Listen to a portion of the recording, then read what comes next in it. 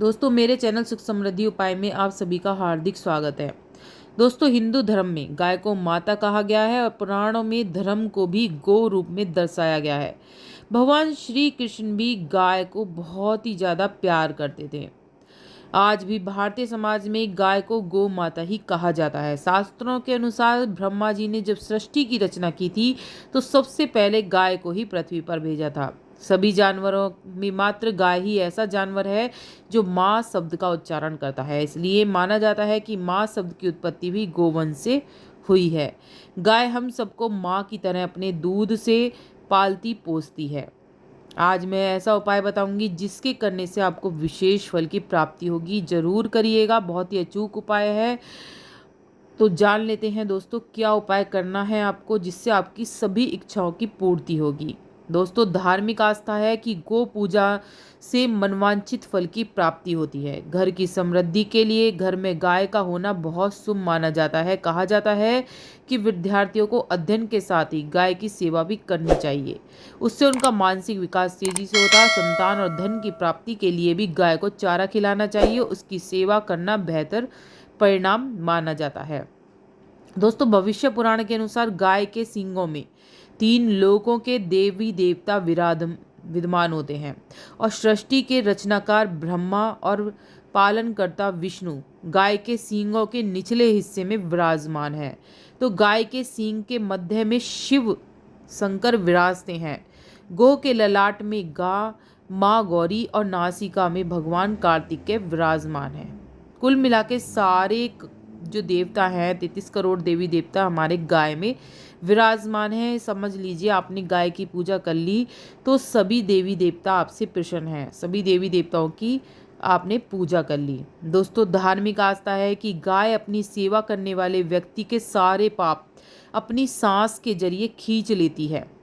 गाय जहाँ पर बैठती है वहाँ के वातावरण को शुद्ध करके सकारात्मकता से भर देती है। ऐसा शायद इसलिए कहा जाता है क्योंकि गाय जहाँ भी बैठती है वहाँ पूरी निर्भीकता के साथ बैठती है।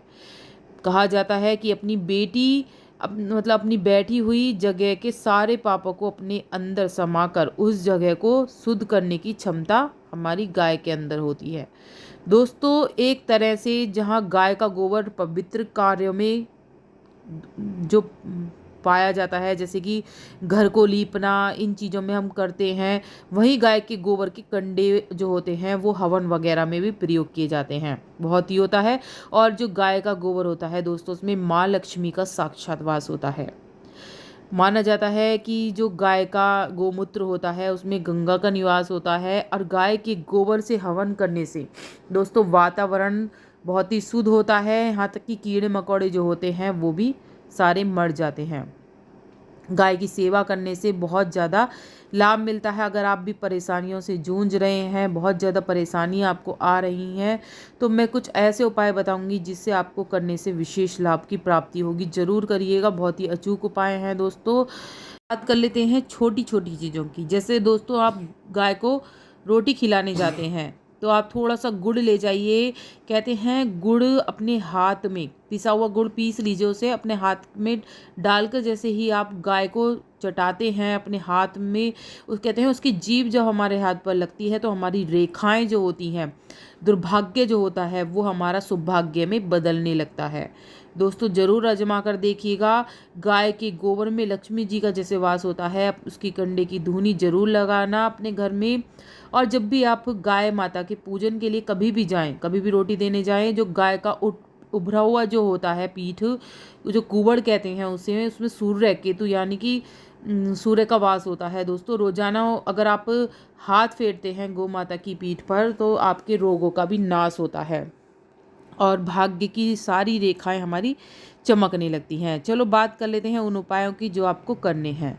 दोस्तों सबसे पहले उपाय में जान लेते हैं लक्ष्मी प्राप्ति के लिए। दोस्तों अगर आप धन की कमी हो रही है, बहुत ज़्यादा परेशान है, नोट आते नहीं हैं और खर्च ज़्यादा से ज़्यादा हो रहे हैं, तो आपको क्या करना है दोस्तों, आपको सबसे पहले दिन आपको चावल लेके जाने हैं और रोटी, चावल ज़रूर देना, रोटी के साथ चावल अगर आप गाय को खिलाते हैं उस दिन, तो दोस्तों समझ लीजिए आपके जो मार्ग बंद हो रहे थे लक्ष्मी जी के, वो खुल जाते हैं। बहुत ही अचूक उपाय है, ज़रूर करिएगा। अगर आपको संतान की तरफ से कोई परेशानी है या संतान नहीं हो रही है, आपको उस दिन जौ खिलाने हैं दोस्तों। हाँ, जौ अगर आप उस दिन जौ खिलाते हैं तो आपकी जितनी भी सारी रुकावटें आ रही थी संतान की, या संतान सुनती नहीं है, परेशान है आप संतान को लेकर, तो आप ज़रूर करिएगा। उस दिन आप जौ ज़रूर खिलाइएगा। इससे बहुत ही ज़्यादा आपको पुण्य की प्राप्ति भी होगी और आपके सारे जो मार्ग हैं वो बनते चले जाएंगे। यदि आप कर्ज से परेशान हैं, कर्ज के मारे डूबा जा रहा है, कर्ज से हम अपना घर, तो आपको क्या करना है दोस्तों, उस दिन आपको नमक लेकर जाना है और नमक अपने हाथ में लेकर और गाय को उसे चटाना है। या फिर आप ऐसे भी कर सकते हैं दोस्तों, पालक के अंदर थोड़ा सा नमक रख लीजिए और फिर आप उसको खिला दीजिए गाय को। उससे आपका जो कर्ज है उसमें कमी आती चली जाएगी। ऐसा आपको लगातार करना है, कई बार करना है। ये नहीं कि एक बार आपने खिला दिया और आपके सारे काम बनने लगेंगे। कुछ समय के लिए आप कर देखिए, आपको विशेष लाभ की प्राप्ति होगी। फिर आप इसे रूटीन ही बना लेंगे कि मुझे इतना लाभ हुआ है कि मैं ये कार्य करूँगा ही। गाय माता जो होती हैं दोस्तों, हमारे सारे संकट हर लेती हैं। अपने सांस के जरिए वो हमारे सारे संकटों को खींचती हैं। तो ज़रूर करिएगा। अगर आप दोस्तों किसी और के लिए मांगना चाहते हैं कुछ, तो आपको क्या करना है, विशेष मनोकामना पूर्ति के लिए आपको भेली लेनी है। छोटी भेली ले लीजिए गुड़ की, और 11 रोटी आपको लेनी है। 11 रोटी और गुड़ की भेली जो होती है, आपको ये दोनों चीज़ें एक साथ ही गाय को खिलानी है। इससे जो बहुत ही बड़ी मनोकामना है आपकी, वो ज़रूर पूरी होगी। बहुत ही अचूक उपाय हैं, जो आप करेंगे तो आपको विशेष फल की प्राप्ति होगी। तो ज़रूर करिएगा दोस्तों। गाय जो होती है उस बहुत ही ज़्यादा इसकी मान्यता होती है। उस दिन दोस्तों परिक्रमा भी ज़रूर करना चाहिए। जो परिक्रमा करता है गाय की दोस्तों, तीर्थों के पुण्य के बराबर उसे फल मिलता है। गाय को धूप दीप से पूजा करनी चाहिए। उसके उपलों को दोस्तों, अगर आपका कार्य नहीं बन रहा है, दुकान नहीं चलती है, तो उसकी धूनी ज़रूर लगाएं उपलों की। दोस्तों इस वीडियो में इतना ही। वीडियो उपयोगी लगे तो लाइक सब्सक्राइब जरूर कर लीजिएगा, जो आगे वीडियो मिलती रहे।